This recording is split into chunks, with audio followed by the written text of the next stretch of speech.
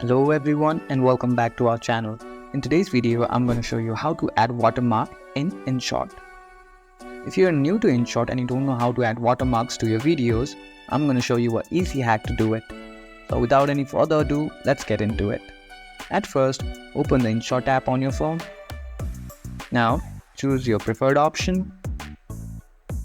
Now, select the video that you want to add watermark to and click here to add it to your timeline. Now, to add watermark, simply scroll through the menu and select the PIP option. And now, locate your watermark photo.